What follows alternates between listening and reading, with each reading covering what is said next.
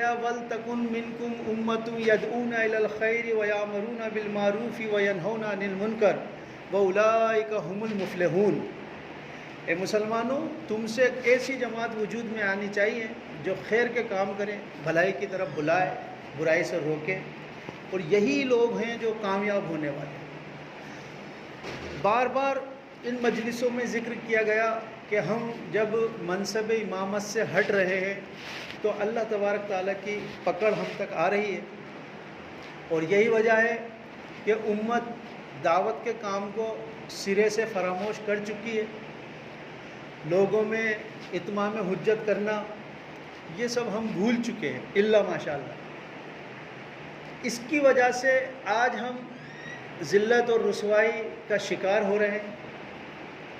اللہ تعالیٰ قرآن میں کہتا ہے کہ اب بھی اللہ تبارک تعالیٰ ابھی بھی تم پر رحم کرنے کو تیار ہے، اگر تم ابھی پھر وہی خیر کا کام کرنے لگو۔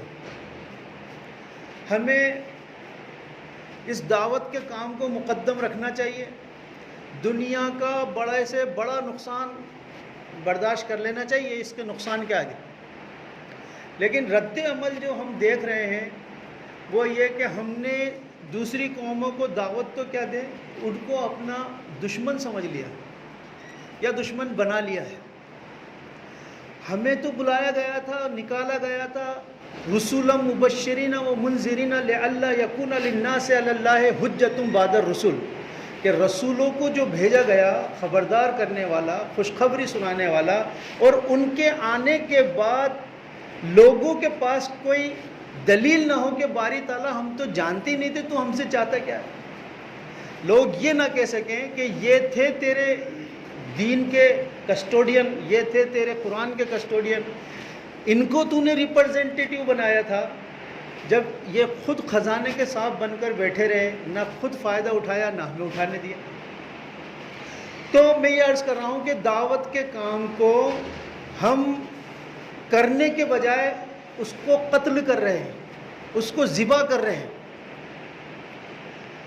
ہم نے ایک قوم کو اپنا دشمن سمجھ لیا ہے جس کی طرف ہمیں نکالا گیا۔ کنتم خیر امۃ اخرجت للناس، للناس یہاں پر لفظ آیا ہے کہ انسانوں کے بھلے کے لیے، انسانوں کے خیر کے لیے تمہیں نکالا گیا ہے، تمہاری ذات سے تو لوگوں کو نقصان نہیں پہنچنا چاہیے۔ آج کل جو معاملہ چل رہا ہے اس پہ بھی بات ہونی چاہیے۔ حضرت عائشہ رضی اللہ تعالیٰ عنہ کی شادی کی عمر کے حوالے سے بات چل رہی ہے، نبی صلی اللہ علیہ وسلم کی شان میں گستاخی کے حوالے سے بات چل رہی ہے۔ یاد رکھیے 3 چیزیں ہیں، اللہ تبارک تعالیٰ، قرآن حکیم اور نبی اکرم صلی اللہ علیہ وسلم کی ذات اقدس، یہ تینوں ہمارے لیے بہت مقدس ہیں، بہت عظمت والی ہیں، اور اس کی بے حرمتی دنیا میں کہیں بھی کوئی بھی مسلمان ہو برداشت نہیں کرتا ہے۔ قرآن میں اللہ تعالیٰ کہتا ہے نبی صلی اللہ علیہ وسلم مومنوں کے لیے جانوں سے بڑھ کر ہے، اور ہمارا ایمان مکمل نہیں ہوتا ہے کہ جب تک ہم نبی صلی اللہ علیہ وسلم سے والہانہ محبت نہ کریں، اپنی جانوں سے بڑھ کر محبت نہ کریں۔ کچھ واقعے ہیں سیرت سے ہمیں ملتے ہیں، کچھ قرآن سے ہمیں ملتا ہے۔ اللہ تبارک تعالیٰ قرآن حکیم کا مذاق اڑانے کے لیے قرآن میں ایک آیت آئی کہ اللہ تعالیٰ نے اس قرآن میں یہ بات اتار دی ہے کہ جب تم کسی مجلس میں بیٹھے ہو اور اس مجلس میں اللہ کی آیتوں کا مذاق اڑایا جا رہا ہو تو تم اس مجلس سے ہٹ جاؤ جب تک کہ وہ اپنی جگہ پر واپس نہ لوٹیں۔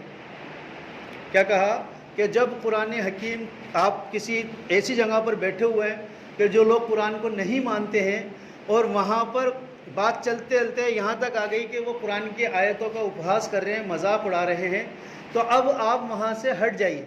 یہ نہیں کہا کہ آپ ان کو جواب دیں، ان سے لڑیں یا ان سے قتل کر دیں۔ کیا کہا کہ آپ ہٹ جائیں جب تک کہ وہ واپس اپنے مقام پر نہ آ جائیں۔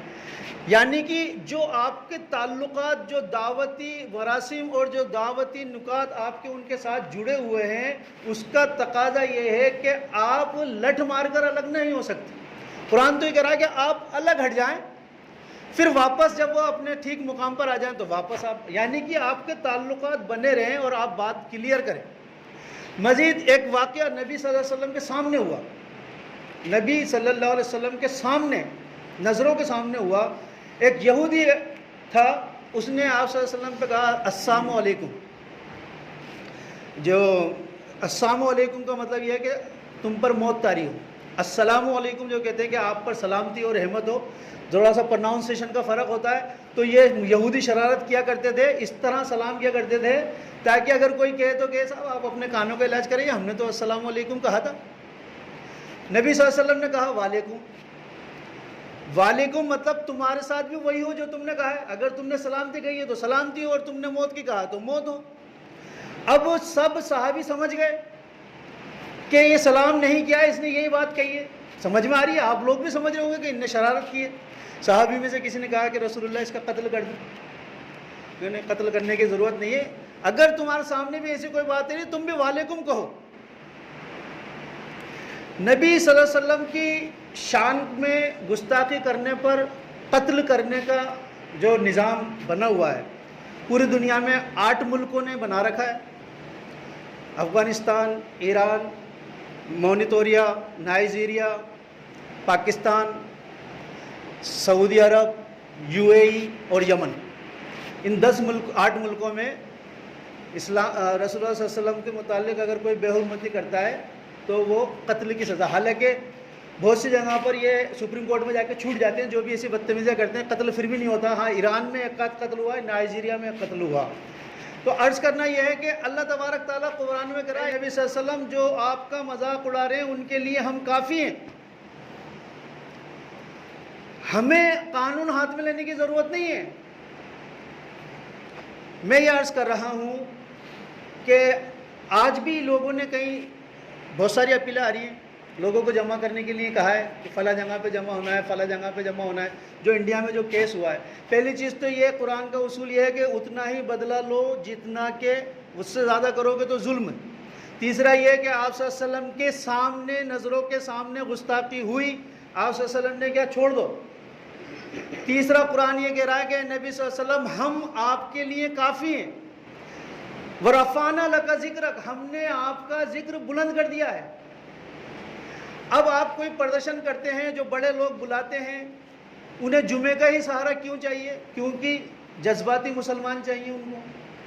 انہیں ایسے مسلمان چاہیے جو زیادہ تر کو تو مسئلے کا پتہ ہی نہیں ہو.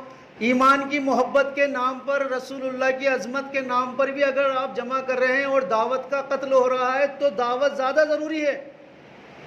نبی صلی اللہ علیہ وسلم نے اپنی ذات سے مقدم جو بات رکھی، نبی صلی اللہ علیہ وسلم نے اللہ تبارک تعالیٰ کی بات رکھی ہے. ارے بھائی، قتل کرنے کی اگر سزا انہوں نے کی ہے تو انہوں نے کس حساب سے کی ہے، اس پہ بڑی بحث ہے. صلی اللہ علیہ وسلم کے رخصت کے بعد نبی صلی اللہ علیہ وسلم کے زمانے کی باتیں بتا رہا ہوں، قرآن کی باتیں بتا رہا ہوں. اچھا، پھر ہونا تو یہ چاہیے کہ آپ اس کو بات کو ویریفائی کریں جو الزام لگ رہا ہے. لیکن ہمارے یہاں یہ باتیں شامل ہیں کہ خود حضرت عائشہ رضی اللہ تعالیٰ عنہ سے مروی حدیث ہے کہ میرا نکاح حضور صلی اللہ علیہ وسلم سے 7 سال کی عمر میں ہوا یا 6 سال کی عمر میں ہوا، اور ایک دن میں جھولا جھول رہی تھی بچیوں کے ساتھ، تو میری ماں آئی اور مجھے پکڑ کر لے گئیں اور مجھے ہاتھ منہ دھلایا اور ان عورتوں کا حوالہ کر دیا. انہوں نے مجھے تھوڑا بہت سنگار کیا، یہاں تک کہ مجھے نبی صلی اللہ علیہ وسلم کے سامنے پہنچایا. اس وقت میری عمر 9 سال تھی. بخاری کی روایت. لیکن اب یہ روایت، ایک آدھ روایت اور ہیں، لیکن اسماء الرجال جو ایک فن ہے، اس میں جو ریسرچ اسکولر ہیں انہوں نے اس کی تحقیق کی ہے کہ کہیں نہ کہیں غلطی ہو رہی ہے.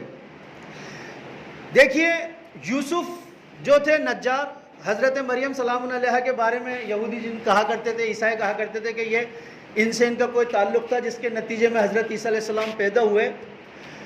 ان کا انسائکلوپیڈیا آپ پڑھ لیجئے.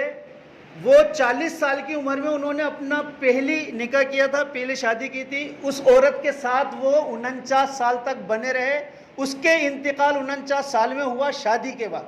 پھر وہ 1 سال بعد انہوں نے مریم سے سلام علیہا سے نکاح کیا. ان کے حساب سے اس وقت ان کی عمر 99 سال تھی اور حضرت مریم سلام علیہا کی عمر 13 سال تھی ان کے حساب سے. ہم تو اس بات کو نہیں مانتے.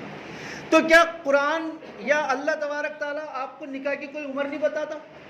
نہیں، قرآن بتاتا ہے. قرآن میں یہ بات ہے کہ یتیم کے مال کے قریب مت جاؤ، اس کے مال کی حفاظت کرو یہاں تک کہ وہ نکاح کی عمر کو پہنچ جائے، یعنی مینٹلی طور پر اتنا پختہ ہو جائے، اس کے بعد اس کے مال کو دو. تک کہ وہ نکاح کی عمر کو نہیں پہنچ جائے، یبلغ اشدہ یعنی پختہ عمر کو پہنچ جائے، دماغی طور پر ذہنی طور پر مضبوط ہو۔ نبی صلی اللہ علیہ وسلم کے پاس ایک خاتون آئی اور انہوں نے کہا کہ اللہ کے رسول، میرے والد نے میرا نکاح بچپن میں کسی کے ساتھ کر دیا تھا اور مجھے وہ پسند نہیں ہے، میں اس کے ساتھ رہنا نہیں چاہتی۔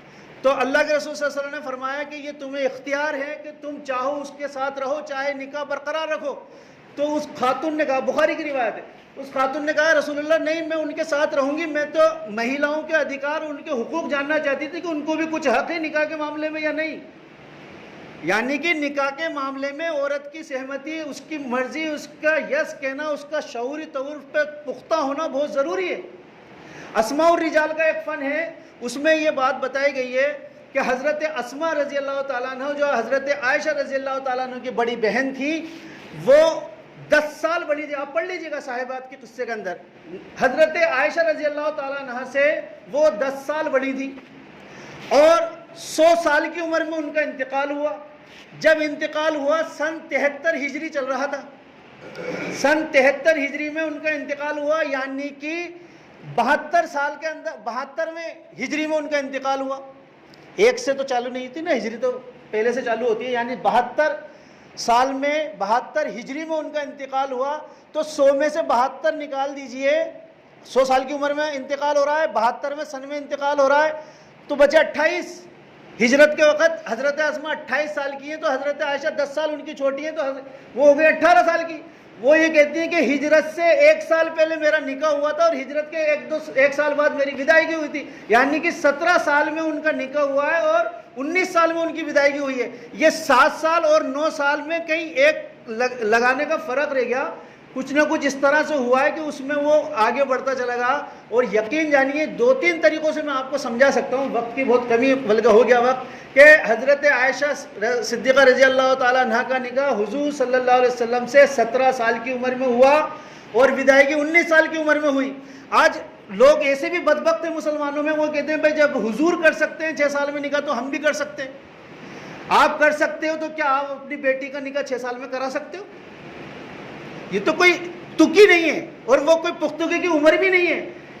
اب لوگوں نے اس کے لیے پھر کہا کہ صاحب ماحول کا فرق ہے، یہ ہے وہ ہے۔ ایک میں انٹرویو سن رہا تھا سعودی عرب کے کسی عالم کا، انہوں نے یہ بات کہی کہ میں نکاح تو 1 سال کی عمر میں بھی کر سکتے آپ، اور وداعگی تو جب وہ تیار ہو جائے اس کے طور پہ تیار، ذہنی یا جسمانی طور پر تیار ہونے کا مطلب نکاح کے لیے وداعگی کی رسم نہیں ہے۔ حتیٰ یبلغ اشدہ، جب تک کہ وہ پختہ عمر کو نہیں پہنچ جائے، یعنی میچور نہیں ہو جائے، وہ چیزوں کو سمجھنے لگے، جب تک وہ صحبت اور اس کی عمر وہ ہے۔